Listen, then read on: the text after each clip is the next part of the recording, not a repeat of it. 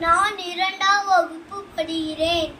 நான் இப்ப சுற்றுச்சூழல் பாதுகாப்பு அனைவரின் பொறுப்பு அதை பற்றி ஒரு கதை கூற போகிறேன்.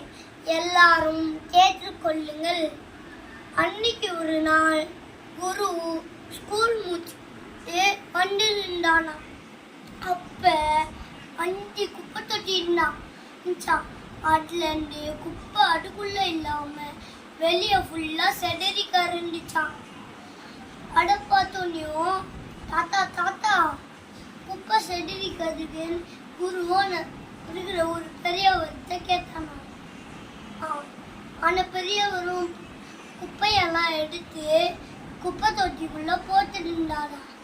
அதுக்கப்புறம் தம்பி தம்பி பிளாக் சீக்கு ரொம்ப ஆபத்து. அது மழை நீரை பூமிக்குள்ள போக விடாது. அதனால விவசாயத்துக்கு நிறைய பிரச்சனை.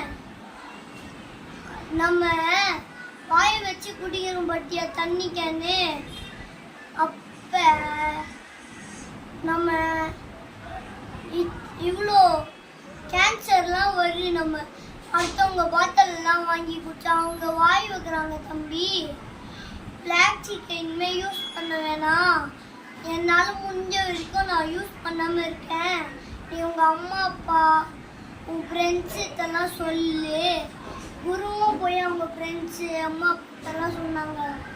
நன்றி, வணக்கம். சுற்றுச்சூழல் பாதுகாப்பு அனைவரின் பொறுப்பு.